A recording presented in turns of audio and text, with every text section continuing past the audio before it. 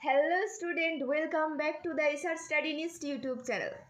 আজ আমি ক্লাস 10-এর অর্থাৎ মাধ্যমিক এবং আলিম পরীক্ষার্থীদের জন্য চ্যাপ্টার 2 জীবনের প্রবাহমানতা এই টপিকটা নিয়ে হাজির হয়েছি। তো এই টপিকটা যেহেতু অনেক বড়, তাই এটা পার্ট পার্ট করে ভাগ করে আমি তোমাদের পড়ানোর চেষ্টা করছি তোমাদের সুবিধার্থে। এর আগে অনেক ভিডিও আপলোড হয়ে গেছে, যেগুলো তোমরা যদি সেগুলো দেখে না থাকো অবশ্যই সেগুলো দেখে আসো। তো প্রথমেই আমি বলতে চাই, পৃথিবীতে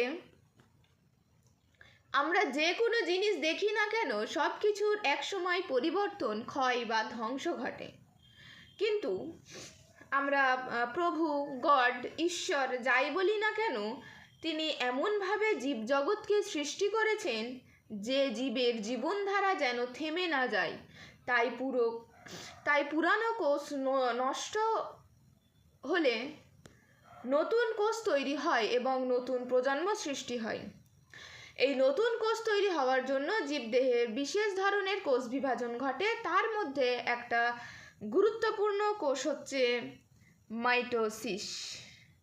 এর আগে আমরা পড়েছি মাইটোসিস কি, মাইটোসিসের কাজ কি, মিওসিস কি, মিওসিসের কাজ কি। এখন এগুলো আমরা সব পাবো একটু বিস্তারিত। এবার এর তাৎপর্য বা গুরুত্ব সম্পর্কে জানবো। তাহলে মাইটোসিসের গুরুত্ব কি? তাহলে প্রথমে আমরা এর আগেও পড়েছি যে মাইটোসিস কাকে বলে বা মাইটোসিস জিনিসটা কি। তাও আমি এখানে যেহেতু আছে আমি আবারও একবার বলছি। মাইটোসিস হলো এমন কোষ বিভাজন যেখানে একটি কোষ থেকে দুটি একই রকম কোষ তৈরি হয়। তাহলে এবার এর গুরুত্ব বা তাৎপর্য কী আছে? প্রথমে আছে বৃদ্ধি। বৃদ্ধি কি? মাইটোসিসের মাধ্যমে কোষের সংখ্যা বাড়ে, তাই জীবের দেহ অর্থাৎ দেহটা কি হয়? বড় হয়। যদি উদাহরণ দিই, একটা ছোট্ট শিশু ধীরে ধীরে বড় মানুষ হয়, কারণ তার দেহে বারবার মাইটোসিসের মাধ্যমে কোষ বৃদ্ধি পায়। তারপর কি আছে? কোষ প্রতিস্থাপন ও ক্ষতপূরণ। এই যে, তো আমাদের শরীরে অনেক কোষ নষ্ট হয়ে যায়, মাইটোসিসের মাধ্যমে নতুন কোষ তৈরি হয়ে সেই জায়গা পূরণ করে। যেমন হাত কেটে গেলে কয়েকদিন পর সেই ক্ষতটা কি হয়? শুকিয়ে যায়, শুকিয়ে গিয়ে আস্তে আস্তে সেরে যায়, আগের মতো হয়ে যায়, আগে যেমন ছিল ঠিক সেরকমই হয়ে যায়। এরপর আছে পুনর্জন্ম অর্থাৎ পুনরুৎপাদন, এটা বলাও যাবে বা পুনর্জন্ম বলাও যাবে। ঠিক আছে, পূর্ণজন্ম অর্থাৎ পূর্ণজন্ম। কিছু প্রাণীর শরীরের কোনো অংশ কেটে গেলে আবার নতুন করে গজায়।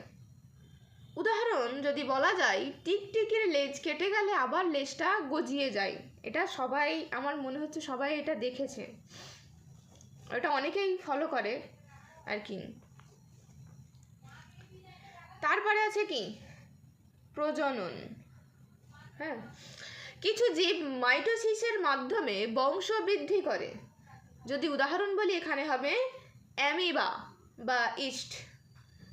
একটু এখানে মনে রাখবে, এরা একটি কোষ থেকে দুইটি নতুন জীব তৈরি করে।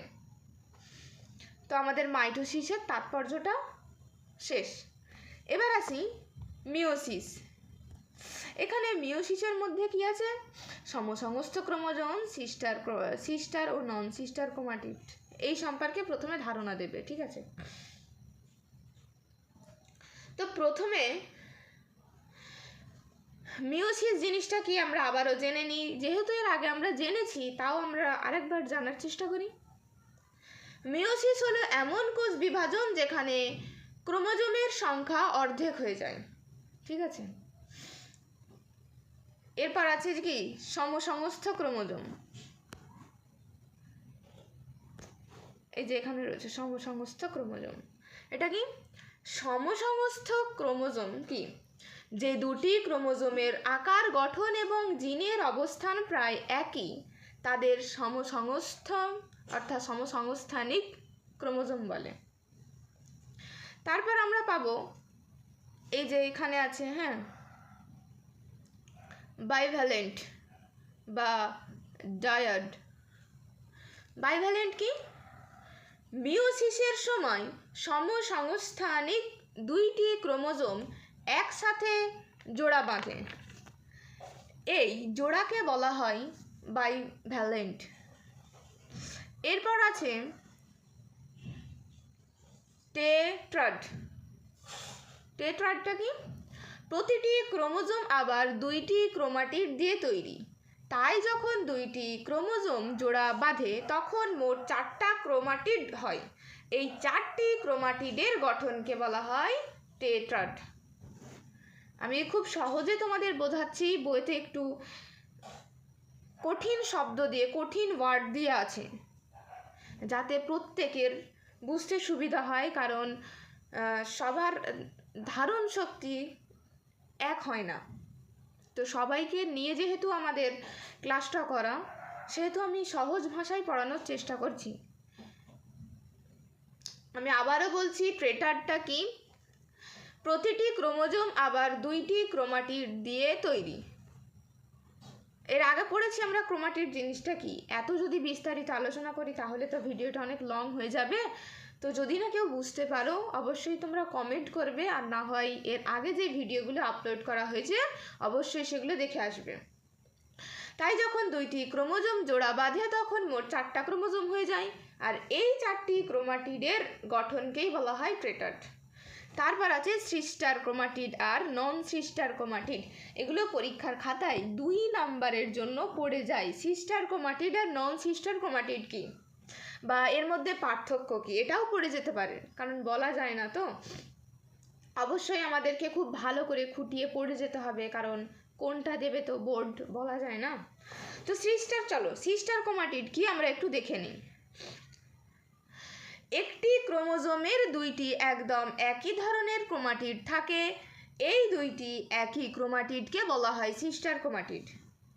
যদি আমরা উদাহরণ দিই, উদাহরণে বলা যায় একই বইয়ের দুইটা কপি যেমন একই রকম ঠিক তেমনই।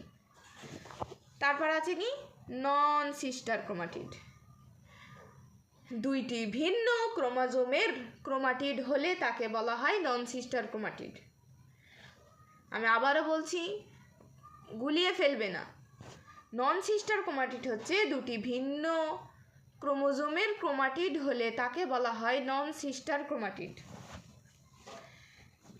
এখানে আর একটা আছে ক্রসিং ওভার, এটা বলা হলো না তোমাদের, এরপরে আমরা বিস্তারিত পেয়ে যাব, ঠিক আছে। তো মিওসিস সম্পর্কে পড়তে হবে, মানে মিওসিসের বৈশিষ্ট্যগুলি কি কি আমরা একে একে দেখব। তো প্রথমে আমরা একটু দেখে নিই যে ক্রসিং ওভারটা কি। আমরা এখানে পরে গিয়েও পাবো, বিস্তারিত পরে গিয়েও পাবো, ঠিক আছে। এই যে ক্রসিং ওভার,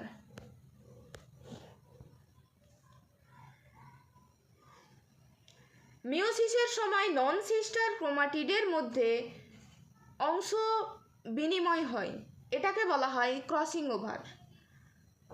উদাহরণটা দিলে তোমরা বুঝতে পারবে। বাবার একটা বৈশিষ্ট্য এবং মায়ের একটি বৈশিষ্ট্য মিলে নতুন বৈশিষ্ট্য তৈরি হতে পারে, ঠিক আছে। এরপর আছে মিওসিসের তাৎপর্য আছে, হ্যাঁ। তো এরপর আছে কায়াজোমা বলে একটা জিনিস আছে, এই যে এইখানে। এই কায়াজোমা জিনিসটা কি? যেখানে ক্রোমাটিড একে অপরকে ক্রস করে, অর্থাৎ এই যে চিহ্ন, এরকম একটা চিহ্ন থাকবে, ক্রস কাটা চিহ্ন যেটাকে আমরা বলি, ঠিক আছে। এই ক্রস করে এই চিহ্ন এই আকার তৈরি করে, ঠিক আছে। এই আকারে তৈরি হচ্ছে। ছবিগুলো অবশ্যই তোমরা দেখলে বুঝতে পারবে। তো সেই জায়গাকে বলা হয় কায়াজোমা। তা আমি আবারও বলছি, কায়াজোমা কি? যেখানে ক্রোমাটিড একে অপরকে ক্রস করে এই যে এই চিহ্ন, এই আকার তৈরি করে, সেই জায়গাকে বলা হয় কায়াজোমা। সহজভাবে যদি আমরা বলার চেষ্টা করি, দুইটা সুতো যদি একে অপরের উপর ক্রস করে যায় তখন যে চিহ্ন এর মতো দেখা যায় সেই ধরনের একটা আকৃতি বা চিহ্ন তৈরি হয়। তারপর আছে মিয়োসিসের গুরুত্ব। আমরা মিয়োসিসের গুরুত্ব সম্পর্কে একটু পড়ি। কোথায় আছে মিয়োসিসের এখানে তাৎপর্য? মিয়োসিসের গুরুত্বটা একটু দেখি। ক্রোমোজোম সংখ্যা স্থির রাখা। মিয়োসিসের গুরুত্ব হচ্ছে ক্রোমোজোম সংখ্যা স্থির রাখা। মিয়োসিসের ফলে প্রজনন কোষে ক্রোমোজোম সংখ্যা অর্ধেক হয়, তাই নিষেকের পরে আবার স্বাভাবিক সংখ্যা ফিরে আসে। নতুন বৈশিষ্ট্য সৃষ্টি। ঠিক আছে, কি নতুন বৈশিষ্ট্য সৃষ্টি হয়? ক্রসিং, ওভারের ফলে জিনের নতুন সমন্বয় হয়। উদাহরণ, একই বাবা মায়ের সন্তান হলেও ভাই বোনের চেহারা একরকম হয় না। তারপর হচ্ছে বংশগত বৈচিত্র্য সৃষ্টি। মিয়োসিসের কারণে প্রতিটি সন্তান একটু আলাদা বৈশিষ্ট্য নিয়ে জন্মায়। উদাহরণ, কেউ বাবার মতো, আবার কেউ মায়ের মতো। তো আজ এই পর্যন্তই। হ্যাঁ, এখানে যে মাইটোসিস মিয়োসিসের এটা আছে, পার্থক্যটা আছে, অবশ্যই তোমরা পার্থক্যটা করে রাখবে, কারণ এই পার্থক্যগুলো 2 নাম্বারের করে দিয়ে দেয়, 2 বা 3 নাম্বার করে চলে আসে। তো যদি ভিডিওটা ভালো লাগে বন্ধুদের মাঝে শেয়ার করবে, লাইক কমেন্ট করবে, কারণ তোমাদের লাইক কমেন্ট এবং শেয়ার আমাদের ভিডিও বানাতে আরও উৎসাহিত করে তোলে। That all for today. See you in the next video. Take care.